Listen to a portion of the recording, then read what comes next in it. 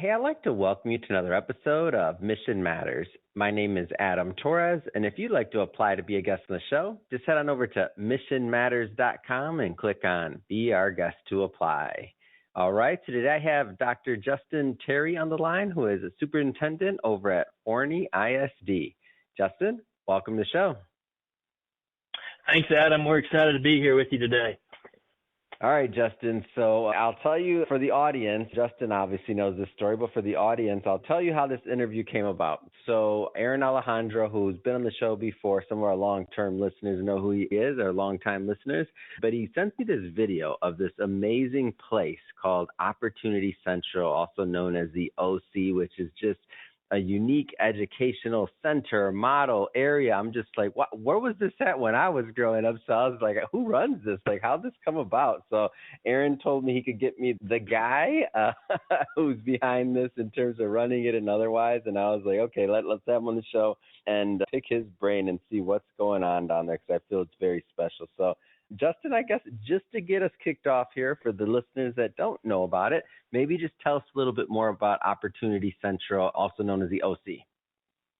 Sure. It is definitely a first for us, Adam. And, it's really a first of its kind when it comes to a facility that we found in the nation, but also just operational, because we've kind of added a new spice to what education looks like. And I think that it's being really embraced by our community and our kids. And we hope that this is something that can begin to transform education, not just here in Forney, but across the nation as well. And really, the concept behind the OC revolves around what we say is the 3 C's: career, college, and community. And the community component is really what makes this place a little different than most. It is a career and college center, and so we're very much focused on career aspects, but the community integration is something new. And so just a high-level overview of the facility, it's about 350,000 square feet, and it's 3 stories, and the first floor is almost like a mall. It's open to the public 6-7 days a week from 7 a.m. till 9 p.m. And with that, that's unique in itself. Schools usually close from 8 to 4, but we keep that first floor open and running. And then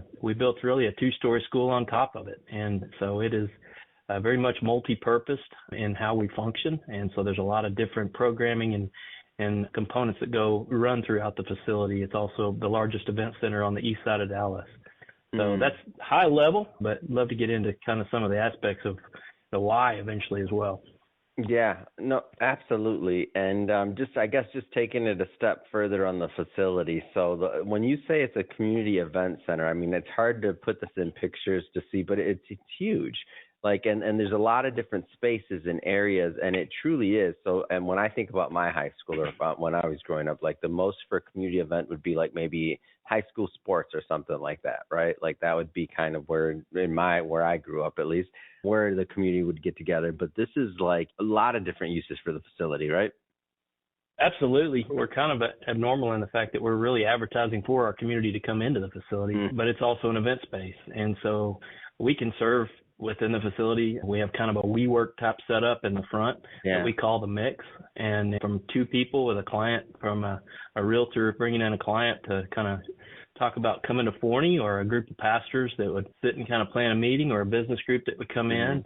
But we also have a 7,900 seat arena in the middle, in the heart of the OC, and we can really serve within the different facilities, everything in between: concerts, graduations, conventions, you name it, we've got a space for it. The beauty of it is, our goal is that our kids are helping to facilitate and run all of the components of the facility. Wow. What does that do for the culture and the community and like people coming together? To me, it almost, I mean, when I was kind of looking at this layout, I'm like, man, this is almost like old school. It's kind of almost like the main street. It's like a hub. And traditionally, at least again, where I was growing up, your parents would never go to your school unless it was like a parent-teacher conference or something else. But to think about like kind of meshing all these things and experiences and other things, and to think that you're kind of going to the school too at the same time, right? But you're on another level, obviously, in the layout. But it seems interesting to me for like the culture, the community, like people getting together, people sticking together. Like, am I off on any of this?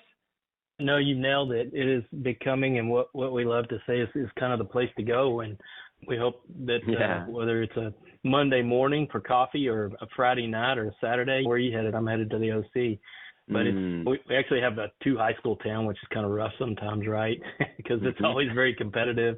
And one of them's gold and one of them's blue. And so we created our colors as green. And so our students, you don't know who's who over there, but you really our community is integrated into that as well. And the great thing is that it's a learning facility, not just for high school students, but our goal is, and we've got programming from 3 years old all the way up to 103 years old. So they're all doing it together. It's pretty fun. It's amazing. Let's get into some of that why that you were mentioning. Like, how'd this come about? Well, it's been wish I could take all the credit, but it's definitely not my idea of how this thing has really come together. We've had an incredible community that supported it, and a focus on career education and college, but also on ensuring that our kids have the skills for post-secondary, post-high school and life, basically. And so we had a great conversation about what does the future of education really look like? Well, where did you learn best? What are the things you remember most about your learning? Well, it's experiential, right? So what we were trying to do is really, get our kids out of the just day-to-day setting of sitting in rows and get them in the experiences themselves. And we really believe that really the future of education is it's going to be integrated. We're going to learn from each other, but it's also not just about, obviously basic skills are important and vital, reading, writing, and arithmetic, but what do you do, Adam, daily in your job? Well, you're going to read, you're going to write, and you're going to do arithmetic, but core curriculum, a lot of what we teach can be Googled now, or AI can create. That's not already there. It's going to be. So the focus is on what we call, and there's kind of a parallel pathway for all of our career paths here of entrepreneurism or future ready skills. The focus is that our kids are learning these life skills that they're going to need to be successful in their job and their career and with their families later on in life. They're not just on a daily basis sitting in rows. They're going to class, checking in, and going out and beginning to learn some of these skills like personal finance and business finance and customer service and how to stock shelves and order, and what does marketing and advertising look like, and communication and collaboration and teamwork. And those are the focus areas that we're trying to teach there at the OC. Yeah. And this seems like, to me, the OC seems like a model for how many schools or systems may kind of lean on to get data on like what's working and what's not, right? Am I off on that? I'm not in education day to day, but it seems like it's just like also like kind of like test facility almost. It's funny you call it a test facility because there's a lot of experimentation on something that's never been done before, right? Yeah. And it is. We're learning a lot, and we're creating some models, and there's a lot of districts and now even businesses that are wanting to come see it. And one of the things that we do that's really unique is we actually rent space out to local small businesses within the OC. So I think there's a public-private component of where I think not only education needs to go, but community does, that we can work and live and share resources and learn together. And so it's kind of a cool aspect that our small businesses are teaching our kids in that building, but also our kids are teaching our small businesses. We had one example of our kids teaching a small, doing the advertising for one of our businesses, Pine and Ivy, and they went viral on a few TikToks that the kids created, and her business sales increased online. So that's one model I think too that we're seeing is just, it's a challenge sometimes when it comes to things like safety right now in schools, right? And everywhere. But we're also seeing some social behaviors that are really experimental, that are working out really well. Because I've got more adults with eyes on kids in that building than any other school I've got in the school district. But our kids are responding as well to the environment that they're in. And they just, when you give them a little responsibility, they're embracing that and they're responding to it. So absolutely a model we hope others see and begin to replicate. So when we think about like this big, beautiful facility, when we think about some of the things we're talking about, and even, modeling, like what I normally think like expense, that's where my head goes, like this must be tremendously expensive. But am I off in like some of the things that I've read to say that like the cost of doing this and of building this was actually less than many traditional high schools? Am I off on like that cost comparison? No, that's actually also another model that I think people really could begin to look into. And when we were pricing out and bidding out this facility, like I said, it's about a 350,000 square foot facility. And we went ahead and looked at a comprehensive high school with the same enrollment at the time. And, what we built this facility for is about $100 million less than what that comprehensive high school would have cost. Yeah, that's pretty significant. It's crazy. Yeah. And, a lot of it's just getting creative. You're going after a 2-for-1 deal? What? Like, had to. Well, absolutely.